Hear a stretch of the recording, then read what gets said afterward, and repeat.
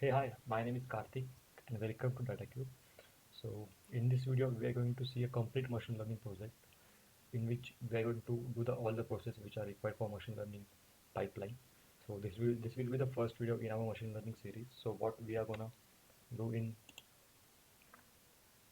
this video is first of all, this will be the first part of our video. So, in this project, we are going to do some EDA as well as some data exploration, and we will plot some graphs so by which we can get some kind of insights. So let's get started. So the project name is bank loan default prediction. So we have to predict whether the customer will default the bank or not after taking the loan. So this will be the much interesting problem because the data set is very huge and there are 40 plus columns which consist of integers, object and different data types. So it will be fun to handle all this kind of data. So without any time, let's get started. So what will we do? First of all, we do all the necessary imports for our data. So what I'm gonna do? So uh, this will be all the imports which we are gonna require for our machine learning project. So I'm gonna import Seaborn, Pandas, NumPy, Matplotlib, Seaborn, and regular expression which we will use for some text data handling. And these all are the libraries which we gonna use for our visualization. So I'm gonna use Plotly, Matplotlib, and Seaborn which I have imported here. So let's get started. If you see the data, the size of data is very huge. The data consists of I guess 450,000 rows and 46 columns. So what I did, first of all, I just tried to read my CSV, which is 10 N as a CSV in a data frame. Df is equal to pandas.read CSV. So using pandas, we are going to read the CSV in the variable of df, and the data set is very high. The size of data is very high. It is a 200 MB data. So you will face some problem while loading the data. So what I did, I just take the first 5,000 rows, and the data set is so huge. So I'm not gonna use the whole data. So I just converted take the first 500 rows and all the columns. So you will see here the error file not found because I'm not going to load the whole data. So I just created a file down here. So df1 equal to 2 CSV. So this CSV contains only 5,000 rows and all the columns. And this is the set CSV 10 index EDS CSV, which I'm gonna give you in the description, as well as I'm going to give the link of CSV file which is stored on my drive, so you can download and use the whole data for your project. So let's get what we'll do. First of all, we will just try to find the shape of the data set. So as I said you, I just use the sort data. So you can see the shape of data is uh, 500. So you can see there are 500 rows and 46 column. So I just try to describe my data. So I will use df.describe. Describe is a function which will give the information about all the numerical column in your data. It will not give any kind of information about the columns where d type is equal to object. So you can see there are columns like unnamed, member ID, loan amount. So there are some such as 46 columns, and you will get all information about that columns like what is the count of column, what is the mean, what is the standard deviation, what is the minimum value, 25% quantile value, and maximum value. So let's see what are the different types of column which we have. So you can see we have these different columns. I mean, all these columns. The data types of some column is integer, some column consist of float, some column consist of object. So let's do some kind of feature engineering. So we will try to do the first we will try to find the column which have low cardinality. What mean by low cardinality? Suppose you have a column which is a object column, and that column consists of different values. Means the number of unique value in that column uh, is very high. So what we will do? Suppose you have column where the d type of column is object and it contains different type of value. So what will we do? You will try to convert all the values into different columns. Suppose any column contain 1,000 unique values. So if you try to convert unique value into the column by one hot encoding, so it will take a very large data, as well as it will also create a problem of higher dimensionality. So to avoid this problem, we are just try to find the column which consists of very low unique values. So what we gonna do? So I just created a list comprehension here by which you can see low cardinality columns is equal to cname or cname in df dot columns if df dot cname is n unique. So what we gonna do? These if you see here, these all are the columns. So what I'm gonna do? I'm going to just traverse through all these columns, and I'm gonna check if in the each column if the number of unique value is less than 10. So if the number of unique value is 10, then I just gonna put the all the columns in the low cardinality columns. So if I will print the low cardinality column, so you will see these are few of the column where the number of unique values are less than 10. So we can use this column for our machine learning as well as model building because it contains of a very less cardinality, as well as we are trying to find the numerical columns which column contain only numerical column where the d type is equal to integer or float. So our machine understand data when it contains value only in integer as well as float. Machine do not understand the value in the text or variables or of the data type. So we will just try to find where the d type is equal to integer or float.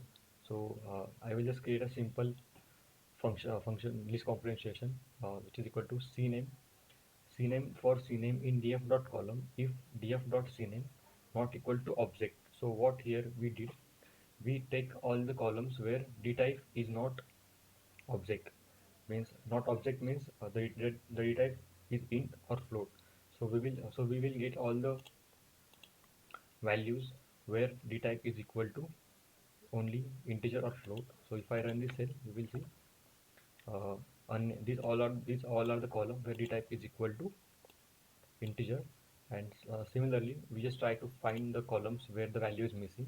So the same code which I use here, I use the same code, but I just do a little bit of changes. So what I did, I go through all the column and check where the column consists of any none values. If the sum of if the column contain none value which is more than one, so I'm going to put the all values in my column is missing variable. So if you can see the batch enrolled, employee title, employee length, disk, and these all are the column which consist of all the nine values. So we will get all these columns, and the next problem is we will try to find the columns where the d type is equal to object, means we will just try to find the categorical column. So what we did for the categorical column, I just create a list comprehension and give it a name called categorical columns, and cname for cname in df.columns if df of cname is equal to object. So what I did here, I traverse through all the columns and just check if the d type of that specific column is object, means the d type of that column is object, and then I just try to store that column in these categorical columns. So you can see I get all the categorical columns, and we just try to see uh, how many value are there, means we get all this categorical column, and we just try to find how many unique values are there, means in this term column there are how many unique values, in this batch enrolled column how many unique values are there. So what I did, I just traverse through all these columns for column in categorical columns. So category columns are these are all the categorical columns, and I will just try to print the name of column, means this is the name of column and how many unique values are there. So df dot column dot n unique. So I will get the number of unique columns, number of unique items in that column. So you can see the column has two unique values, batch enrolled has 85 unique values, and the employee title has 3332 unique values, which means if we try to convert this column into the one hot vector, or we will do some kind of encoding on that, so we are gonna get 3332 columns, so it will be very large. So what we can do, if the column where the number of unique value is very high, where the number of value is greater than some threshold, so we are going to discard that column from our data. So this is the use of this line. And now let's try to analyze our data. So if we see df.head, so you can see the first 10 rows of our data. So this is our data, and it consists of I guess 46 columns. So the data is very huge, and it consists of object as well as integer as well as float type. So what we can do, I just I go through the data, and I just saw that this column called batch enrolled consists of different values which are not useful for us. If you see the column, so this is the column batch enrolled, so it consists of different values, and the values in the column are working as the index. So we already had the index, so I'm gonna delete this column. So what I did, df dot drop batch enrolled and access equal to 1. So if you see the access equal to 0 means you are going to perform the operation on the rows, and axis equal to 1 means we are going to perform the operation in the on the column level. So what I did, I just tried to drop this column, and if you see, here is no column name batch enroll, so that column is deleted. So as I show in the as I show in this place, these are all the columns where there are number of missing values. So what we gonna do, we there are multiple ways by which you can uh, handle the missing values. So I'm gonna show you some ways by which you can handle the missing values. So I will just show you how you can handle the missing values. So if you see, you can, if your data consists of missing values, okay, so there are multiple ways of missing values. So one way you can uh, drop the column where drop the rows where the missing values consist. So there is another way you can forward fill the missing value, means what you can do, if these are my all the values, so what I can do, and this value is missing and there are all the above values, so what I will do, I will just try to fill this value here. Okay, so this is the one of the way which we can use in the time series data. Okay, so we are not going to use this idea here. So there is another way which we can use by the mean value filling. So what you do in this, you will take all the data, and you will just try to take the mean. Means suppose there are suppose there are 1,000 of values, so you will just try to divide it by the mean, and you will get a mean value, and you will fill the missing value with the mean value. But what is the problem? Suppose just consider example. Suppose you have a column. Okay, so this is a column, and this consists of a values. And suppose 1, 2, 3, 3.5, okay, 4, 3.9, and suppose there is a one big value which is suppose 39. So why there is a certain value? There are multiple reasons. uh, the the person who's trying to collect the data collect all the value in this unit, and by mistake suppose he choose one value in a larger dimension. If you see, the all value is in the range of 3 1 to 4, and there is a one value which is very huge, this is 39. So if you try to sum all the values and try to, there are 1 2 3 4 5 6, suppose you will take the mean of this value 6, so you will get a value which is which have the mean around something around 3. I'm not giving the exact value, around 3. But what happen if you just add this value in this, and if you divide it by 7, so the value which you will get, it is way bigger. Means if you will get a value around uh, 7 or 8. Okay, so if you try to see, so this is the drawback in the mean value imputation. So suppose there are some large value in your data set, so the mean value can be varied. And the fourth way is you can also take the median value. So what you do, suppose you have multiple value. Suppose this is a column, and you consist of 1,000 value, 1 2 3, and many more values. So what you do in this method, you will just try to uh, arrange all the values in the increasing order, and you will just choose the middle value. So what is the benefit of this method? Suppose there are multiple big value, but you are taking the middle value, so the chances of getting the very high value is very less. Means the value which you are going to get, it is a middle value, so it will near to mean. But the problem which you face in the mean, it this can be avoided. So we will try to find which method we are going to use in our project. So that's all.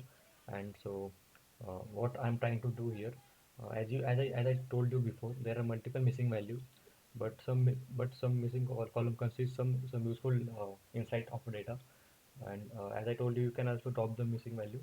So I'm just gonna check, is there any kind of correlation with the output variable with the missing value column. If there is any kind of correlation, then what we can do, then we will fill that value with the mean or median. And if there is not any kind of correlation between the column value and the output value, so we will try to delete the value first. So what I did, uh, I just write a simple code here, and I just try to group by my group by the loan status, and I will just try to compare, is there any kind of relation between the Means is there any kind of impact of the column with missing values and output variable. So you will see the batch enrolled doesn't create any kind of impact on the output variable, as well as employee title doesn't create any kind of impact. Employment length doesn't create any kind of impact. But there are some column like but these are some column like total current balance, as well as the recent descending value month since last payment, as well as total revenue that person has. These are some of the column which are going to create the impact on the output variable. So we are skipping this column, and all the column which we are not required, we are going to delete that column. So we are just going to see if there any kind of imbalance in the output variable. So what I did, I just try to plot a count plot, and I will just want to check what is the proportion of the output variable. So you can see 0 denoting the number of people who do not default the bank, and 1 is the percentage of people who are going to default the bank. So you can see there are 37 to 3800 values persons which not going to default the bank, but the data set is very huge if you see the real data. So the data consists of 4,50,000 rows. So the 80%, 70%, 70 to 80% of people are not going to default the bank, but there is some percent of people who are going to default the bank. So there is a imbalance. So there is a method called high undersampling and downsampling. So what we can do, we are just trying to downsample the labels where the value is equal to 0. So what we are gonna do, we are just trying to make the label equal. So 1,100 level for person who are going to leave the bank, or 1,000 levels for the person who are not going to leave the bank, who are going to leave the bank. So there will be a balance, and the output which we are going to get will be balanced. I will just give you an example. If you see the data, the number of people who are not going to leave the bank is very high. Means which is the three times of the number of people who are going to leave the bank. So what happen if you use the data set for our machine learning model? Suppose you pick randomly 10 value. Okay, so from the 10 values, the output of 7 value is not not leaving the bank. So there is a slightly bias for the zero level. So if you want to avoid this problem, what we gonna do, you're gonna just do the undersampling of the data. You are going to make the two level equal, and you are just going to give this value for machine learning model for the prediction. So I will just df. So what we are going to do here, df dot loan status dot value count. So loan status value is our output column. So you can see there are 3,857 values for the zero level, and 1 and 1143 values for the loan status is equal to 1. So df dot is null dot sum. So we are just trying to go to the all the column and try to see is there any kind of null value. So you can see there are not many null value, because we can fill with the mean or median. And df dot correlation. So what we gonna do, so here we just checking is there any kind of correlation with the columns with each other. So if you print df dot core, so you will get this very big computation, which is not easy to understand. But what we do, we just try to plot a heat map by which you are going to understand very easily where is the correlation. The maximum value of correlation is 1, and the minimum value is -1. So the correlation lies between 1 to -1. So this is the heat map where you can see there is a higher correlation between the values where the color is dark red, and this is our output variable. So you can see there is a high correlation between the total revenue limit, as well as total current balance, as well as recoveries, and loan amount, funded loan amount. So these are all the columns where there is a higher correlation with the output variable, and the column which consists the value, the color in blue. So there is a negative correlation, means this column are not going to give much insight to our model prediction. So what we can do, if there are some column where there is a negative correlation, we can drop the column as well as keep the column. It's totally your choice, but in this project we are going to drop the column where there is a negative correlation. Okay, so this is some media you can try, and we will do some kind of data exploration and some kind of data visualization. So what we will do here, loan default by loan amount. So we just try to find, is there any kind of correlation by which we can understand, is there any kind of relation with the loan amount which the user has taken and the loan default. So what I will do, uh, df dot group by loan amount. So I will just group by all the columns by the loan amount, and for the visualization, I'm just going to use the first 500 rows, and we just try to group by with the loan status. I will do the size, and I will unstack, and I will just try to plot a bar plot. So you can see here there are 500 values, and if you can see the legend, so you can see there is a blue color for the person who are not going to default the bank, and the orange for the person who is default the bank. So you can see the person who have the higher amount of loan, there are the higher chances that the person will default. Means you can see there is a direct relation between the loan amount and the loan status. Means the person having higher loan amount, there is a higher chance that they are going to default the bank. So we can conclude from this graph, there is a direct relation between the loan default as well as loan amount. So there is a column in which we are getting the information about the interest rate. So you can see df dot I will do the same same code here, and I just try to map it with the interest rate. So what I will do, I just take the 500 values for the interest rate and check if there is any kind of relation between the loan status as well as the interest rate. So you can clearly see here, if there is a higher value in the interest rate, the number of people who are going to default is high. I mean, suppose you have an amount and there is a high interest rate, so there is a chance that the user going to default. So you can see all the value. You can see the highest loan rate will default the bank, and the loan rate where the loan rate is very minimum, so there is a less chance of defaulting the bank. So this is a graph in which I will just try to draw the histogram. So what information we are getting from the histogram. So you will just get the distribution of the values. So you can see all the values are normally distributed. There are some values where the distribution is not same. So we will just try to find some kind of correlation between the some of the columns. So there is a column called home ownership and loan status. If you try to find a correlation between these columns, so you can see there is a higher correlation. Means there is a showing one, means if the person has the means if you see the EDA, I will show you in the next slide. So suppose the person has his home, means if you see the column of home ownership, so there are the values like self home, rent, or uh, the person is living in a share apartment, or the person is having some kind of mortgage on his home. So so this column is going to predict and give so much insight to us. So there is a high correlation between the home ownership column and loan status, and there is also correlation between annual income and the loan status. So you can see there is a correlation of 1. So it is a common sense idea. If the person is having the higher annual income, so he can pay the loan, and if the person having the low income, so there is chance that person will default the bank. As well as means in this column you will see, I'm just trying to find the correlation between interest rate as well as the loan status. So you can find the answer here, and I just try to find the relation between the claim amount as well as the loan status. Means how much amount you will get from the bank and what will be the loan status. So for this visualization, I'm just trying to use the plotly, and from plotly I'm going to use the histogram. So you can see these are the values. The value in the blue color will show the person will do not leave the bank, and the values in the red will showing the person will leave the bank. So you are also getting the value inside. So if you see the mean value of the loan is 15K, and if you hover through this, you can see get all kind of information. So what idea we get from this chart, that if the funded amount is very high, means the person is not able to repay the amount, so there is a high chance that the person will leave the bank. Whether the loan value is very low, less, means in the blue color, so there is a very less chance that the person will default the bank with the loan. So here I just try to plot a relation between the home ownership as well as the loan status. So you can see, if you see the loan column, there are the type that own, means the person own his own home.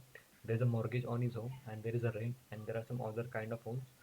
So if you see, if there is a person who having his own home, there is a less chance that the person will default the bank. But if you see the column for the mortgage, means the person having some kind of loan on his house, so there is a chance that the person will default the bank. And there is also some kind of, means there is 80% of chance that the person having the rent. So means from that 80%, there's a 40% chance that the person will default the bank. And we're just getting the very small information about the other data category. So we can't say anything about it. So if you see the conclusion, people who have high mortgage and the rent, have the higher chances of leaving the bank. So you can also see what are the main reasons for taking the loan, and as well as I will show what is the term for the loan. Term means for how much months you have taken the loan, means you can pay the loan in 3 years or 6 years or 10 years. So you can see there are the major loan holders who are taking the loan for 36 months, means 68.8% of loan holders have the term of 36 months, and only 31% of people having the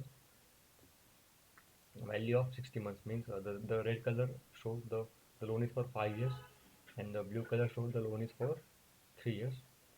So let's find some distribution. So by the distribution we will just get the idea what kind of data is distributed. So if you can see, the distribution of loan amount is normally distributed. So if you see, the mean value is around 15 to 17,000 dollars. If you see if you apply the normal distribution on the data, so you will get some this kind of data. As well as I just try to draw visualization for funded amount. Okay, so if you see the funded amount, the distribution of funded amount is also normal distribution, means there is some kind of deviation, but it is okay. And if you can see, also see the distribution of interest rate, so it is also normally distributed. So this is all about the distributions. So in this diagram we are going to see what are the main reason that the person has taken the loan from the bank. If you see, I just trying to draw a tree map. So the tree map I import it from the Plotly. So I just use px is the extension for Plotly, and plotly.treemap. I will just provide the data frame, and the path is the column of purpose, means for what purpose the person has taken the loan. So if you can see the major, if you see out of in this project we are using the data of 5,000. Out of 5,000, 3,046 people take the loan for debt cancellation, means they have some kind of debt on themselves, and for that debt clearing they takes this loan. And then the second major rank is for the credit card bills, means person have to pay the credit card bills. And the third category is for home improvement, others. And there is also some kind of categories like major purchase, small business, car, medical, vacation, and moving. So these are the main categories of purpose of loans for data set. And so this chart shows the main reason for the person for taking the loan from the bank. And okay, so discrete features. Okay, so we are just calculating the discrete features. So how you can calculate column for column in numerical column, if length of df per column is 20, means if the value contains the unique value less than 20, so we are just storing that value in the discrete feature. So if you can see, these are the column where the unique values are less than 20, so we can use this value in our data modeling. And what we yeah, I just want to show you what is the distribution of loan amount. So for the amount, we are using the SNS violin plot. So this violin plot show you the distribution of loan amount. So you can see there is a white dot in the inside the diagram.